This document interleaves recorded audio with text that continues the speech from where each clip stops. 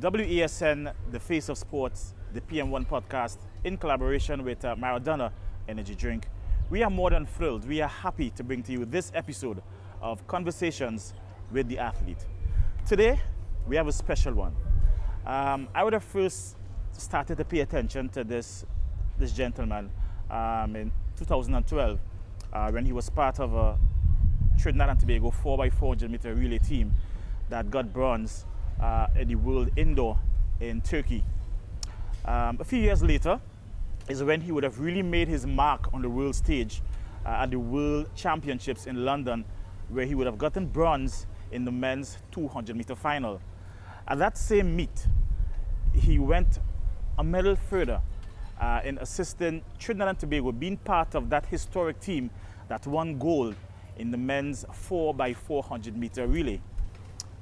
1 year later, in 2018, at the Commonwealth Games, he literally snatched gold out of the reach of Zanel Hughes from Great Britain.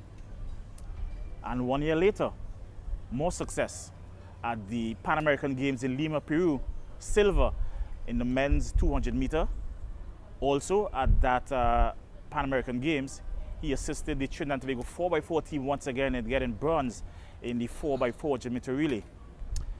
2022, as we come up over the years, he would have successfully defended his Commonwealth Games title by winning, again defeating Zanel Hughes in that final in Birmingham, successfully defending his title.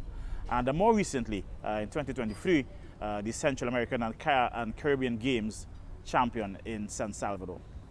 Ladies and gentlemen, boys and girls, Jereem, the Dream Richards. My brother, all things. Good, everything cool, man. It's a pleasure to be here, man. Yeah, I mean, usually when we hear of all these accolades and people speaking of persons' achievements, it would be, unfortunately, at their funeral. And I just wanted to change that narrative. I think it's very important that we acknowledge people's achievement while they're here, while they are alive.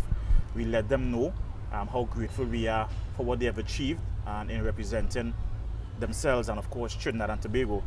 So it might sound a bit cliche, but I think it's absolutely necessary for those who don't know, bringing it to light, and then, of course, letting them know what you would have achieved so far in your career. Mm-hmm. So I asked you the question, how are you? And when I ask people how they are going, I ask it in a real genuine space. So how are you? How are you today, bro? How are things? All in all, I would say I'm doing great. With all factors considered, I'm blessed. I have life. I'm grateful for each and everything that God has blessed me with, and each and every moment of life, be it up, be it down, I'm grateful because I just sit back and think, and one thing that always resonates with me is I grew up hearing this song. I think it's from Brother Resistance, and the part of this song that I would have heard on TV when I was younger is always remember somebody suffering more than you. Yeah. And that part of the song just stuck with me because I always thought that no matter what you're going through in life, you know, somebody always have it worse. So, just take time, humble yourself, and be grateful for what you still actually have. Right. And with that type of mindset, it actually just makes me thankful and grateful for life and everything that I go through. All right, excellent. I mean, it's an exciting year for track and field. It's the year of the World Championships in a couple of weeks over in Tokyo. This weekend at home soil here, we are getting ready for the Open Championships. You have made that qualifying mark already to head to the World Championships to represent Trinidad and Tobago, but you're still here. How important is it for you to be here to perform in front of your fans prior to heading to Tokyo? Coming home to perform in front of the fans is very important to me. It's a means of my family, my friends, the local fans seeing me compete, on local soil.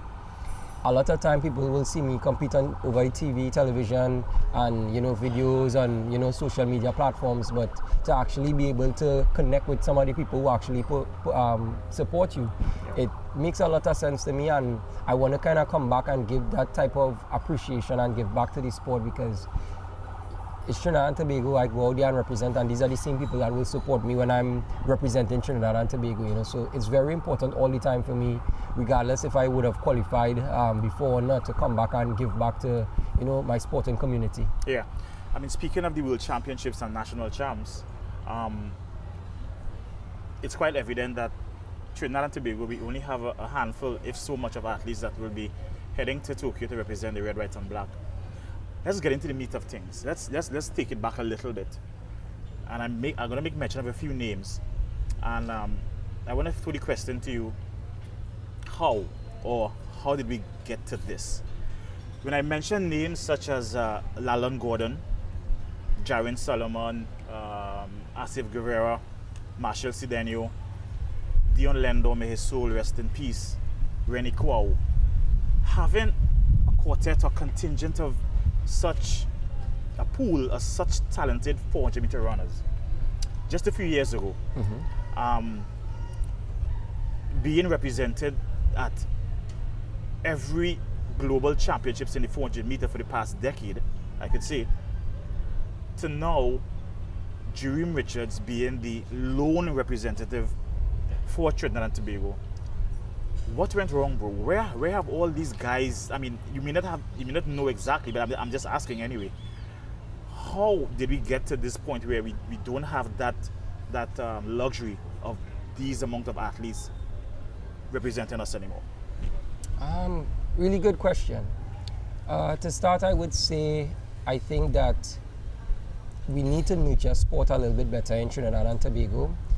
Track and field has been the most successful sport in Trinidad and Tobago history, and I think it's one of the most harshly judged sports, especially on an Olympic year.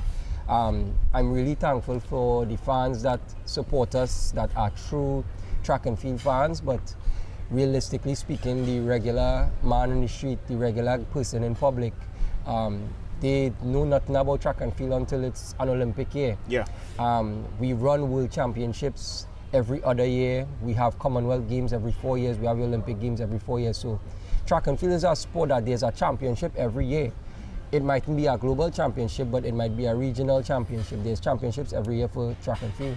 So I think we don't get the respect needed based on what we have done for Trinidad and Tobago history of sport. I mean, from go all the way back to Hazley Crawford to Kishan Walcott, to the 4x4 team, to the 4x1 teams, with Richard Thompson, Keston Bledman, Mark Burns. Yeah.